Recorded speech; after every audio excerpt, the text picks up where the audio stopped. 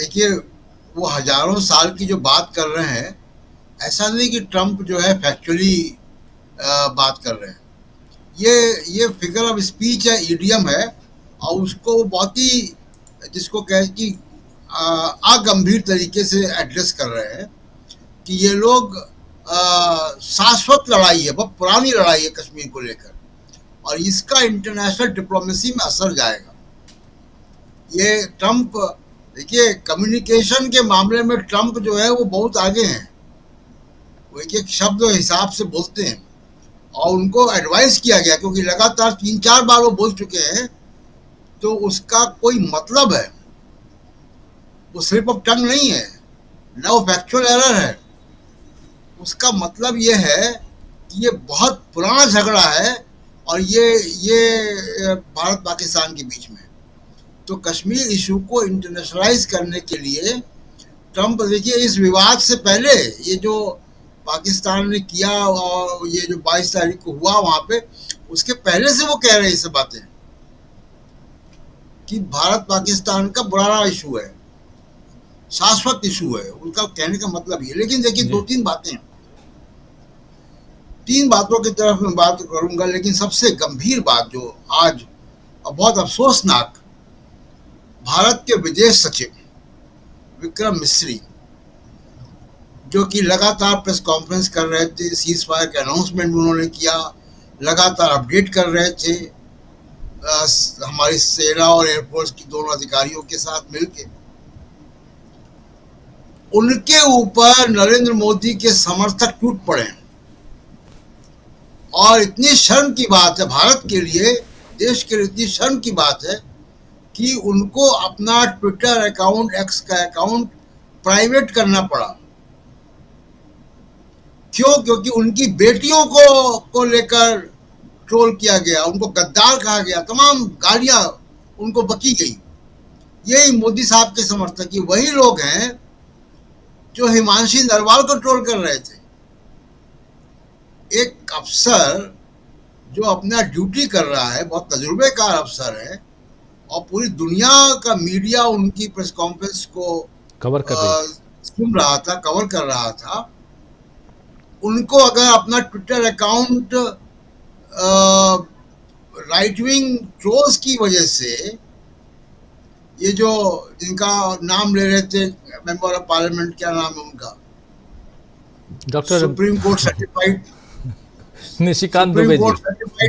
हाँ, आप सोचिए कि वो निशिकांत दुबे है, यही है नाम। वो इतना, मोदी ने भी उनको गंभीरता से नहीं लिया, 4 बार के एमपी नहीं बनाया। सुप्रीम कोर्ट ने कंटेम्प्ट नहीं उनके ऊपर किया, उनको इस लायक ही नहीं समझा कि इनको कंटेम्प्ट किया जाए। हम उन पर क्यों चर्चा करें? खैर, उनके जैसे लोग ट्रोल कर रहे हैं, गालियां दे रहे हैं इनको। आप सोचिए कितनी शर्म की बात है। ये भारत की इमेज क्या जाएगी कि भारत के विदेश सचिव को, जो कल तक सीज फायर का अनाउंस कर रहा था, उसको अपना सोशल मीडिया अकाउंट प्राइवेट करना पड़ गया, छुपाना पड़ गया, क्योंकि गालियां दी जा रही, उनकी बेटियों की फोटो डाल दिया। जबकि बता दूं प्रशांत जी, तीन प्रधानमंत्रियों के निजी सचिव रह चुके हैं ये, आई.के. गुजराल, मनमोहन सिंह और नरेंद्र मोदी। तीनों प्रधानमंत्रियों के निजी सचिव रह चुके हैं, विदेश मंत्रालय में हैं, 89 बैच के हैं, और 2024 में ये विदेश सचिव बने। और इसके अलावा 2 विदेश मंत्री, जी हाँ, 2 विदेश मंत्री, इंद्र कुमार गुजराल जब विदेश मंत्री थे नरसिम्हा राव के समय तब, और उसके बाद प्रणब मुखर्जी उनकी टीम में भी रह चुके हैं। तो एक तजुर्बेकार हैं। पाकिस्तान डेस्क पे काम किया विदेश मंत्रालय में, अलग अलग दुनिया के अलग अलग देशों में वहां के एम्बेसीज में इन्होंने काम किया है। तो एक तजुर्बेकार है, इंसान है, अधिकारी हैं, और ट्रोल इनको नहीं, इनकी बेटियों के नाम पे किया जा रहा है। जी, और ये वही लोग हैं जो हिमांशी नरवाल को ट्रोल कर रहे थे। मैं क्यों ये बात उठा रहा हूं? क्योंकि जिस मुद्दे पर ट्रंप बोल रहा है, जिस मुद्दे पर जेडी वेंस बोल रहा है, जो मुद्दा यूनाइटेड नेशन सिक्योरिटी काउंसिल में उठ चुका 2-2 बार, उसके केंद्र में है विक्रम मिस्री। मीडिया में आ रहे हैं रोज वो, और उनका सोशल मीडिया अकाउंट अगर उनको छुपाना पड़ेगा तो ये पूरे भारत की इमेज पूरी दुनिया में क्या जाएगी, आप सोचिए। इसलिए इस मुद्दे को मैं उठा रहा हूं। पहले दूसरी बात, दो तीन बातें हैं राजीव जी। पहली जी बात कि सीज फायर हुआ कैसे, ये कैसे कश्मीर आया। अगर भारत के प्रधानमंत्री नहीं बोलेंगे, राष्ट्र के नाम संदेश नहीं देंगे, केवल म्यूट वीडियो, बिना आवाज के वीडियो आएंगे और वो बड़े होशियारी से एडिट किए हुए वीडियो आएंगे कि उसमें सैनिक अधिकारी नोट्स ले रहे हैं, बाकी लोग गर्दन हिला रहे हैं और मोदी जी हाथ हिला हिला के बात कर रहे हैं कि जैसे वही सब तय कर रहे हैं। ये जो वीडियो आ रहे हैं, ये headline management, PR, event management, इस वक्त इसका समय नहीं है। इस वक्त हार्डकोर गवर्नेंस डिप्लोमेसी का समय है। आप अंतरराष्ट्रीय क्राइसिस में हो और कश्मीर का मुद्दा, राजीव जी, दशकों की मेहनत हमारे नेताओं की, तमाम प्रधानमंत्रियों की, कि कश्मीर के मुद्दे को अंतरराष्ट्रीयकरण उसका नहीं होने दिया गया। कितने प्रधानमंत्रियों की मेहनत है इसमें, कितने दशक लगे हैं। पाकिस्तान ने कब कोशिश नहीं की, यूएन में गया पाकिस्तान इसको लेके, तमाम ओआईसी में गया, हर जगह गया और हर जगह जो है पाकिस्तान को हमने फ्रस्ट्रेट किया और इस मुद्दे को शिमला समझौते के अंतर्गत बात होगी, ये किया, द्विपक्षीय मामला। डोनाल्ड ट्रंप ने कर दिया अंतर्राष्ट्रीयकरण इसका। ये बहुत बड़ी डिप्लोमेटिक हार है।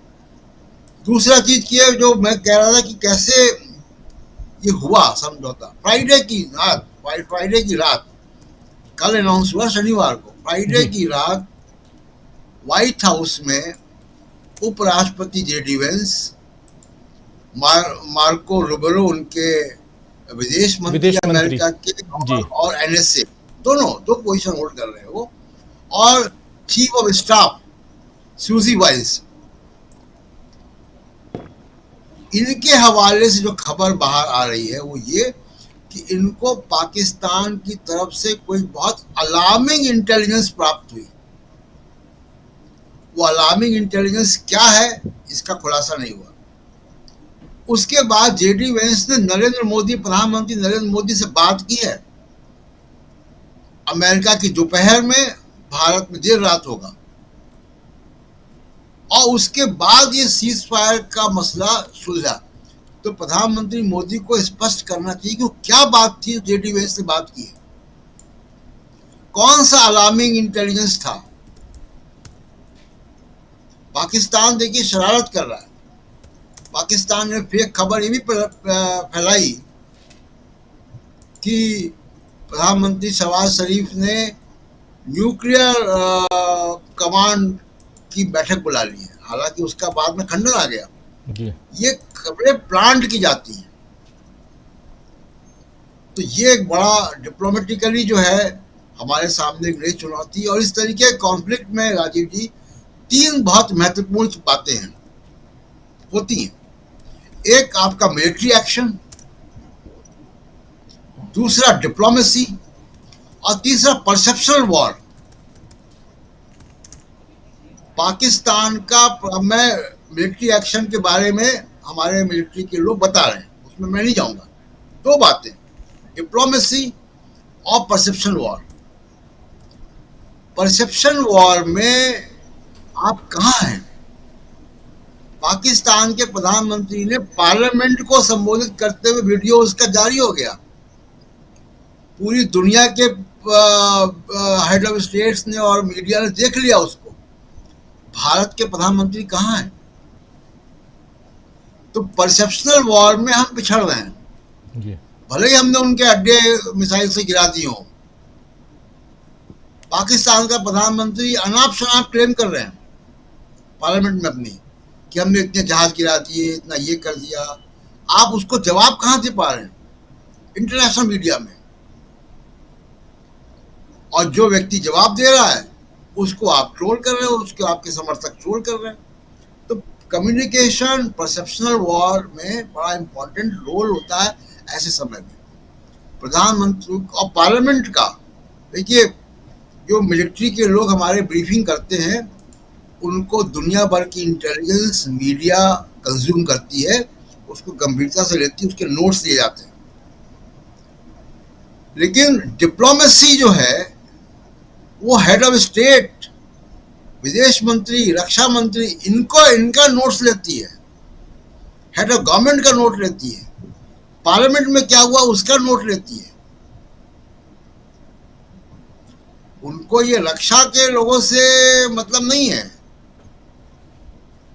तो ये मीडिया के लिए है, ये इंटेलिजेंस एजेंसीज के लिए है, उनके विदेश मंत्रालय के लिए है, जो वहाँ की गवर्नमेंट अगर कोई चीज कंसीडर करे कि प्रधानमंत्री नरेंद्र मोदी क्या कह रहे हैं, पहली बात। दूसरी बात, कहाँ कह रहे हैं, वो रैली में कह रहे हैं कि राष्ट्र के नाम संदेश में कह रहे हैं कि पार्लियामेंट में कह रहे हैं।